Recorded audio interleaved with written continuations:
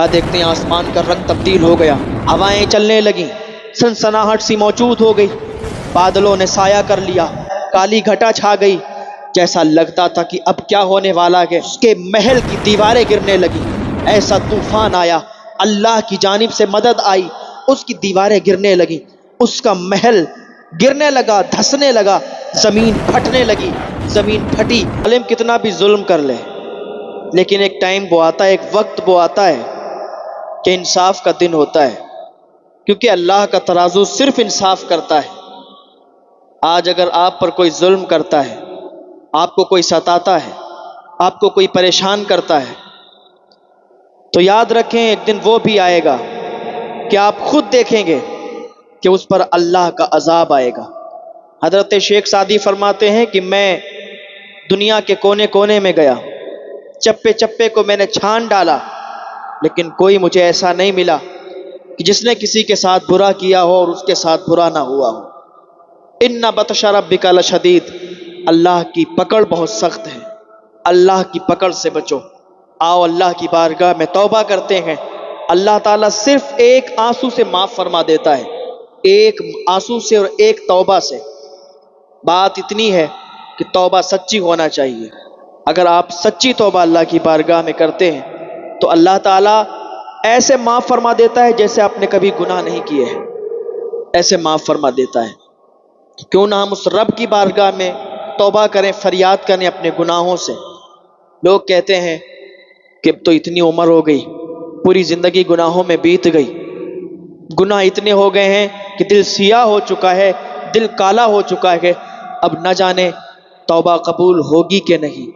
لیکن یاد رکھیں جب بھی اللہ کی بارگاہ میں آپ آئیں گے، جب بھی آپ توبہ کریں گے اور سچے دل سے توبہ کریں گے تو اللہ تعالیٰ آپ کی توبہ کو قبول فرمائے گا اور آپ کو ایسے معاف فرمائے گا جیسے آپ نے کبھی گناہ نہیں کیے ہیں۔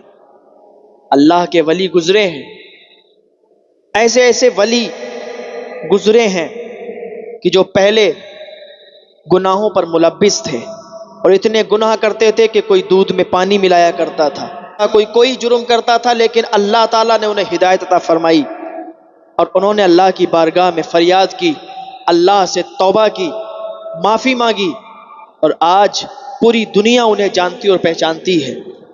تو اللہ کے نیک بندے بن جائیں، اور جس ٹائم آپ اللہ کی بارگاہ میں آئیں گے اللہ فرماتا ہے میرے بندے آ تو صحیح، میں تیری توبہ قبول فرمانے والا ہوں، میں تیرے گناہوں کو بخشنے والا ہوں، تو توبہ کر تو صحیح، تو اپنے گناہوں سے باز آ تو صحیح۔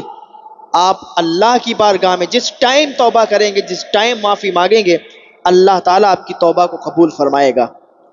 میں عرض کر رہا تھا کہ کسی ملک کا ایک بادشاہ تھا جو کہ بہت ظالم تھا، بہت زیادہ ظلم کرتا تھا، رعایا پر اتنا ظلم کرتا تھا کہ رعایا اس سے پریشان تھی۔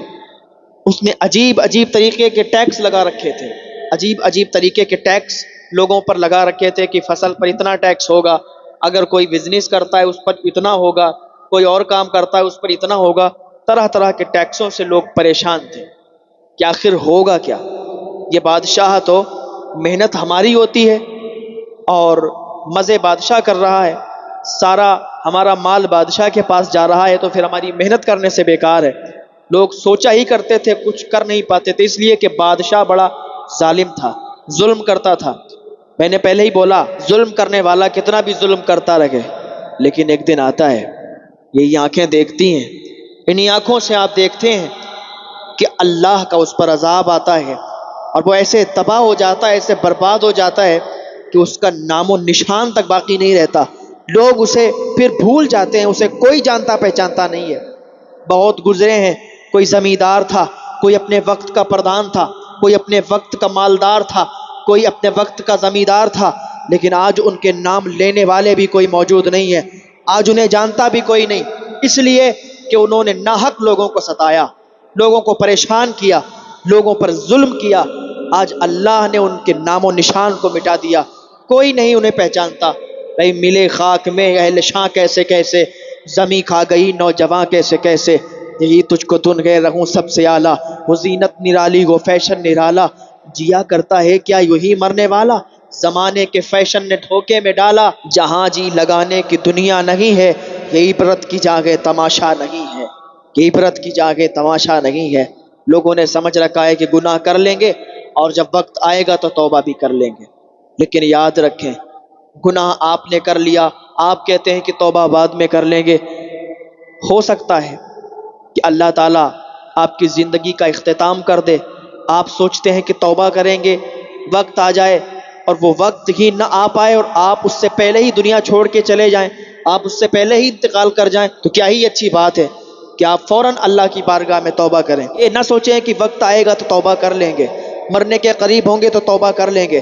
ہمیں ہماری زندگی کا پتہ نہیں ہے کہ کس ٹائم ہماری زندگی چلی جائے گی، یہ دنیا چھوڑ کر ہم چلے جائیں گے۔ ہمیں ہماری زندگی کے بارے میں پتہ نہیں ہے کہ کس ٹائم ہماری جان چلی جائے۔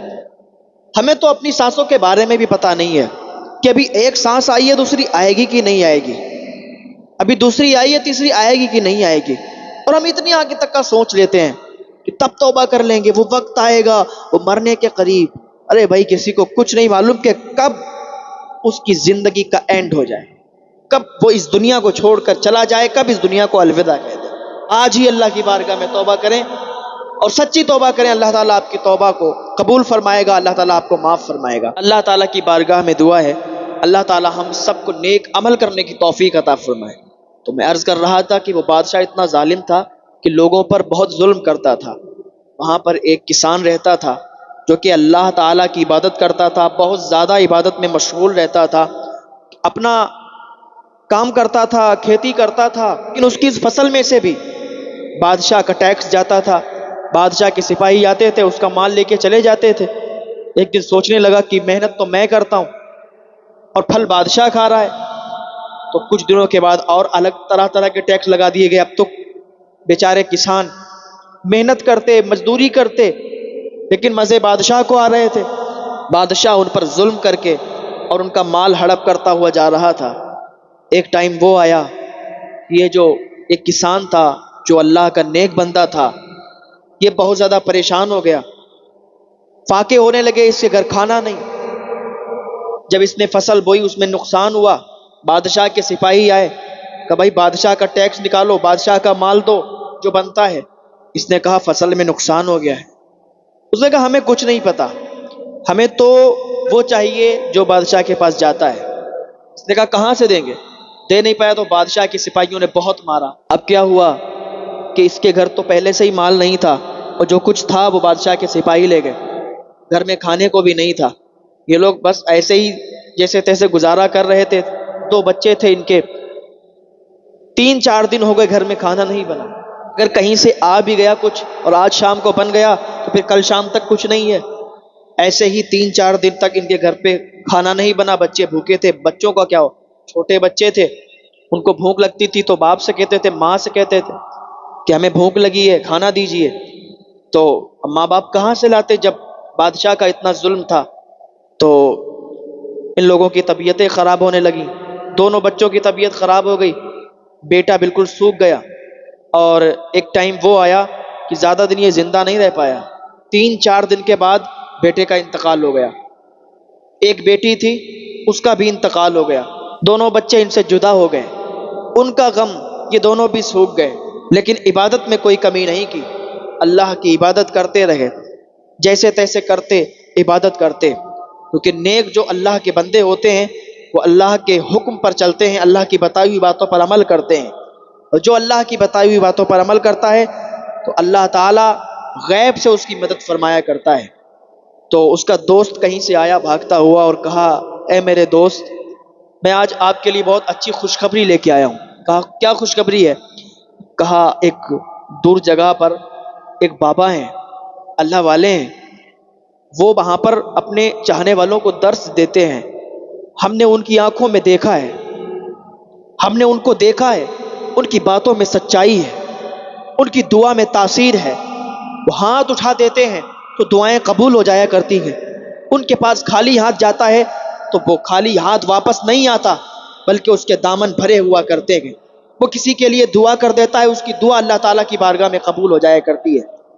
آپ اگر اس کے پاس جائیں، جانے کے بعد اپنی فریاد رکھیں، اس جگہ کے بارے میں بتائیں، اس ظالم بادشاہ کے بارے میں بتائیں کہ ہمارا بادشاہ اتنا ظلم کرتا ہے ہم لوگوں پر، اس نے کہا میرے بھائی تم جانتے ہو انہیں تو کیوں نہ ہم دونوں چلتے ہیں؟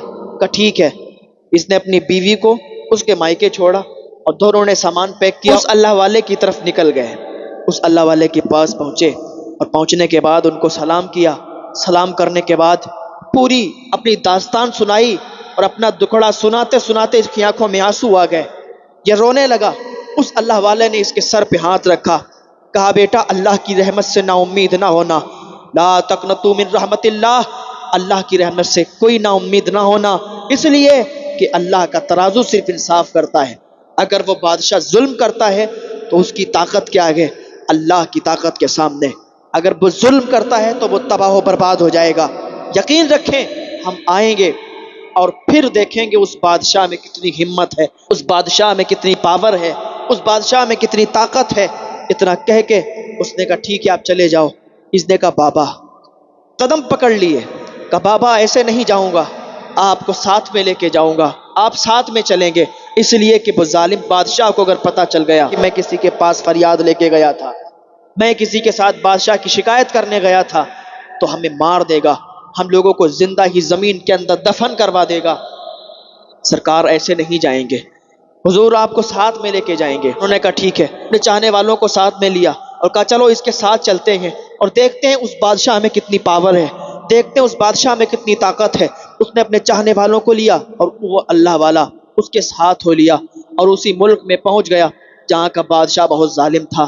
وہاں پہنچنے کے بعد کیا دیکھتا ہے کہ بادشاہ کا ظلم بہت تیزی کے ساتھ ہے، بادشاہ غریبوں پر ظلم کر رہا ہے، بادشاہ کے سپاہی غریبوں کو مار رہے ہیں، بادشاہ کے سپاہی غریبوں سے ٹیکس لے رہے ہیں، طرح طرح کی باتیں بنا کے ان سے مال ہڑپ کر رہے ہیں اور ان پر ظلم کر رہے ہیں۔ اس سے دیکھا نہ گیا کہ اللہ کا نیک بندہ تھا، بے خوف بے جھجک چلا گیا بادشاہ کے دربار میں اور کہا سنو کون ہے بادشاہ یہاں پہ جو غریبوں پر ظلم کرتا ہے، جو غریبوں کو ستاتا ہے؟ بادشاہ نے دیکھا یہ کون ہے، اسے غصہ آیا اور کہا کون ہے تو جو بادشاہ کے بارے میں معلوم کر رہا ہے؟ کہا میں کون ہوں یہ مت بتا، مجھے یہ بتا کہ بادشاہ کون ہے۔ کہا میں ہوں بادشاہ، کیا بات ہے؟ کہا تو لوگوں پر ظلم کرتا ہے، تو لوگوں کو ناحق ستاتا ہے، تجھے پتا نہیں، اللہ سے ڈر نہیں لگتا؟ سپاہیوں کو حکم دیا بادشاہ نے، کہا میرے دربار میں آ کے اور مجھ سے اونچی زبان میں بات کرتا ہے، اسے قید کرو، زنجیریں پہناؤ، ڈال دو قید میں اور کل دیکھتے ہیں اس کا کیا کرنا ہے۔ بادشاہ نے اپنے سپاہیوں کو جو حکم دیا، سپاہیوں نے زنجیریں ڈال دی اور ڈالنے کے بعد قید خانے میں لے گئے۔ قید خانے میں اس کے چہرے پر بالکل ڈر نہیں تھا، کیونکہ جو اللہ والے ہوتے ہیں انہیں کسی چیز سے ڈر نہیں لگتا، وہ کسی چیز سے خوف نہیں کرتے۔ الا ان اولیاء اللہ لا خوف علیہم ولا هم يحزنون۔ اس کو قید میں ڈالا گیا، وہ قید میں بھی اللہ کا ذکر کرتا رہا، قید میں بھی اس نے اوراد و وظائف اپنے جاری رکھے۔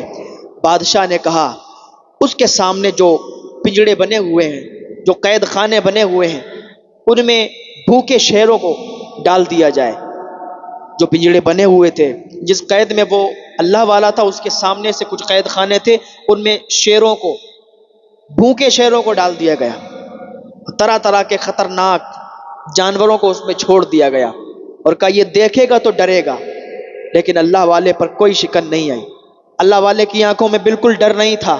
اللہ والا تو بس اللہ سے ڈرا کرتا ہے، جو اللہ کا نیک بندہ ہوتا ہے وہ صرف اللہ سے ڈرتا ہے اور دنیا کی کسی طاقت سے نہیں ڈرتا۔ اس نے اپنے اوراد و وظائف کو جاری رکھا، اللہ کا ذکر کرتا رہا۔ جب صبح ہوئی تو بادشاہ نے کہا اعلان کر دو آج بہت خطرناک کھیل ہونے والا ہے، آج بہت خطرناک کام ہونے والا ہے۔ ایک بابا آیا تھا، اس نے مجھے چنوتی دی، میرے ہی محل میں آ کے میرے ہی سامنے زبان درازی کری ہے۔ آج سارے لوگ جمع ہو جائیں، جب سارے لوگ جمع ہوں گے انہی کے سامنے بھوکے شیروں کو اس پر چھوڑا جائے گا، بھوکے شیر اس بوڑھے انسان کو کھا جائیں گے۔ پھر زمانہ دیکھے گا کہ بادشاہ کے سامنے اونچی زبان بولنے کا انجام کیا ہوتا ہے۔ سپاہیوں نے ہر جگہ اعلان کروا دیا، اعلان کر دیا گیا، سارے لوگ جمع ہو گئے۔ لوگ دیکھنے آئے تھے کہ کیا معاملہ ہے، کیا بات ہے، کہیں اس فقیر انسان کو یہ شیر کھا نہ جائیں۔ لیکن لوگ دیکھ رہے تھے کہ اس کے آنکھوں میں بالکل ڈر نہیں تھا، وہ بالکل ڈر نہیں رہا تھا۔ اگر کوئی عام انسان ہوتا اور اتنی بڑی سزا سنائی جاتی کہ اسے بھوکے شیر کھائیں گے تو وہ تو ڈر کے مارے نہ جانے کیا کیا کہہ ڈالتا اور نہ جانے کیا کیا ہوتا اس کے ساتھ، لیکن یہ اللہ کا نیک بندہ بالکل آنکھوں میں آنکھیں ڈال کے باتیں کر رہا تھا اور اوراد و وظائف میں مشغول تھا۔ کیا ہوا جب سارے لوگ جمع ہو گئے، جب سارے لوگ جمع ہوئے تو کہا اس کو قید خانے سے رہا کرو۔ قید خانے سے باہر لائے گئے تو کہا مجھے یہ بتا، ابھی تک جس کو بھی سزا دی گئی، جس کو بھی یہاں پر مارا گیا، تکلیف دی گئی، سب نے اپنی آنکھیں نیچی کر لی، سب نے اپنی گردن جھکا لی، سب ڈر رہے تھے، سب کی آنکھوں میں خوف تھا۔ لیکن تو کیسا انسان ہے کہ تیری آنکھوں میں ڈر نظر نہیں آتا، تیری آنکھوں میں خوف نظر نہیں آتا؟ بادشاہ نے کہا ہم یہ چاہتے ہیں کہ تو اپنا سر جھکا دے، اپنی گردن جھکا دے، اپنے اندر ڈر پیدا کرے۔